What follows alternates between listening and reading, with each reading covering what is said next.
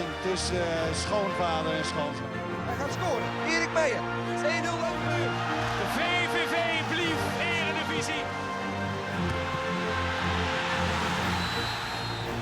Ja, de Hall of Fame, dat is een nieuwe rubriek. Dan mogen onze gasten een speler in de Hall of Fame zetten die belangrijk zijn geweest in de carrière. Op welke manier dan? Een speler of een trainer. En we hebben vandaag jullie twee gevraagd om af te trappen. Graaf, voor wie zou jij kiezen? Ja, ik wil voor Frans Curver kiezen. Gewoon een legendarisch figuur. Is inmiddels 85 jaar. Dus nou kan hij het nog zien en meemaken. Dus, ik heb die als trainer gekregen. Reginald heeft hem ook als trainer gehad. Heb jij hem gehad? Ja. Nee, bij de DSM. Voetbalacademie. Oké, kijk. Ja. Dus ik Nou, heb... Nou, Wat heb jij moeten doen in de warming-up? Ook ellebogen en... persoonlijk kon ik goed met Frans. Ik vond het echt een hele mooie kerel. Ja. Absoluut. ja, maar Frans is 6 keer gepromoveerd met een eerste divisieclub naar de eredivisie. Als je dat zegt, zegt hij altijd zelf 7 keer. Want hij heeft nog 1 jaar Wilhelmina gedaan. Ze is kampioen geworden. Ja. Is hij ook Ja. gepromoveerd. Zeg maar, dat is geen betaald voetbal. Dat is het enige in Nederland, hè? Als enige in Nederland. Dus dat is een unieke prestatie. En dat mogen we niet vergeten. Die had zo'n kwaliteit om in korte tijd een team het gevoel te geven dat ze alle spelers dat ze zo goed waren dat ze de tegenstander op moesten vreten. Ja. Eerste wedstrijd onder Frans Curver speelden we uit bij de Graafschap. Het staat in de rust 1-1, maar eigenlijk werden we weggespeeld de eerste helft. Maar met puur geluk hadden we nog een doelpuntje gemaakt, 1-1. En hij staat ons in het kleedlokaal op te wachten, midden, en hij zegt, kom allemaal om me heen staan. Dus wij komen uit de kou buiten, komen we naar binnen, de warmte. Om me heen staan, zegt hij. De Graafschap is goed. Heel goed.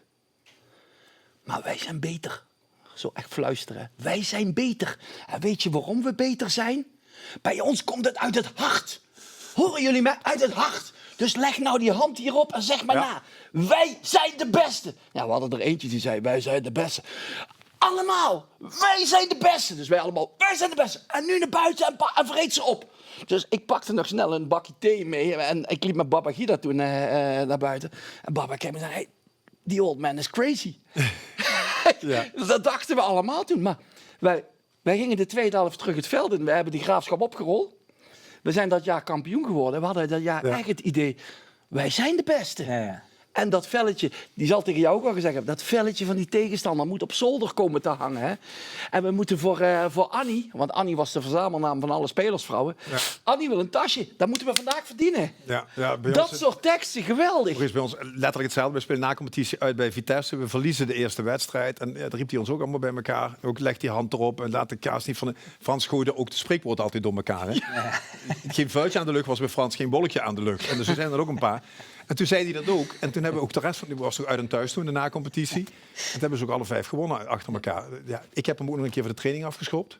Frans zei altijd mee. Bij jullie ook, ongetwijfeld. Ja. Frans zei altijd mee. Die stuurde Harry Vroeg op een keer weg, omdat we oneven aantallen hadden. Harry, ja, ga jij maar eens even lekker uitlopen, jongen. En dan kon hij meespelen. Ja. Een positiespelletje. Hij geeft iedere keer van die klote ballen. En ik 2 keer in het midden. Ik zeg tegen Alfons Arts. Fons, even een kleine, iets te kort. Iets te kort, niet te veel.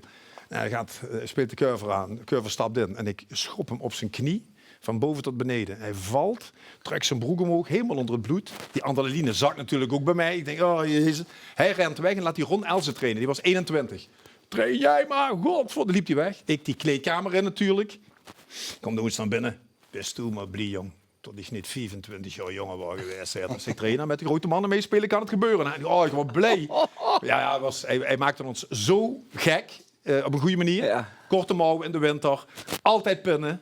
Het kon in de zomer. Het kon het hardste veld zijn. Linders kwam een keer op de vaste noppen trainen. Verdedigers mochten niet op de noppen. Wat zijn dat? Vaste noppen. Dansschoenen, Linders. Terug naar binnen. Dat je blaren in je voeten zo'n pinnen. We hadden toen nog ook aluminium van dopjes en zo. Hè. Mooi vent. Mooi vent. Frans Curver staat erin. En die blijft ook trainen het hele seizoen. En aan het einde van het seizoen maken we de balans op. Ja. Wie zet jij erin? Nou ja, ik heb Dick Nanninga, weer iemand met een heel groot Roda-verleden. Maar Dick heeft bij mij in mijn leven een belangrijke rol gespeeld. Ik ben met hem opgegroeid als voetballer. 18 jaar mocht ik met hem meetrainen. Ik heb 2,5 jaar met hem mogen optrekken. Dus van jong naar iets ervarener door Dick Nanninga met name. Niet alleen Dick, ook Johan Dijkstra, Bert van Marwijk, Arjen van Staver, noem maar op, Pierre Vermeulen. Die gasten, ja, die heb ik mee mogen maken. Het is toch fantastisch als je met zo'n palmares... Kijk, jij bent ook gedebuteerd, maar ik speelde met mannen die echt internationals. En allemaal zo'n beetje 32, 33, 34. Waren toen oude lullen. Ja. En Dick heb ik natuurlijk als medewerker van de Sphinx, zat hij in de verkoop. Ja, heb ik ook prachtige tijden met hem meegemaakt. Eerst was ik half zijn baas, toen werd ik helemaal zijn baas. Toen ben ik nog een keer teruggekomen. En Dick was gewoon voor mij... Lange, dat doe ik niet in de vergadering. Ik ga dan en dat, gaan we het aanpakken, Dick. Lange, dat doe ik niet. Zeg Dick, dat weet ik ook wel. Had hij nog die meedrinkkroeg in Neer-Oeteren, voor was dat. Die ging niet slapen voor 4:30. En ik zeg, ik weet dat je niet om 8 uur bij de klant zit. Zeg, ik weet ook dat je... je bent geen sportman meer, dat weet ik allemaal. Zeg, en niks veranderen. Altijd de beste verkoper. Maar eerlijk... Goed voor mensen, altijd bereikbaar voor de supporters. Een beest van een vent in het veld. Kwam ook voor mij op. Die zei gewoon tegen Brands en tegen Stevens... van de lang afblijven, hè? Oké, Dick. Lekker man. Zo ging dat gewoon. En Dick roken, drinken. Mijn eerste half flesje bier kreeg ik van Dick Nannega achter in de bus. Na 3 weken kreeg ik een heel flesje. Ja, en na 3... Ja, echt. En zo kwam ik ook op school. Wel een goede opbouw. Maurice, zo kwam ik ook op school. Ik zei, jongens verloren, maar een half flesje bier van Nannega. En na 3 maanden had ik 3 flesjes. Dan had ik ze zelf gepakt. Had ik wat zelfvertrouwen gekregen. Dan zei die Nannega, die vermouw ik tegen mij. Hoe kom jij, godverdomme, en een 3e flesje bier? Ja, jongens, wacht even. 2. We hadden 1 krat bier, halve liters. Ja, na iedere uitwedstrijd moesten die natuurlijk al verdeeld worden. Schitterende fans, zowel als mens en als sportman. Gewoon goed op elkaar gelet. Hij op mij tijdens voetballen en ik een beetje op hem gelet tijdens onze tijd bij de Sphinx. Ja, sinds, ja, mooi. Even kijken, 3 weken geleden, is het 8 jaar geleden dat hij is overleden? Ja. 66 jaar. 8 jaar alweer? Ja. 8 jaar geleden al, 2015. Dat heb je ook van dichtbij meegemaakt. Ja, heel dichtbij. Heren, dit is voorlopig de Hall of Fame met Frans Curver en Dick Nannega.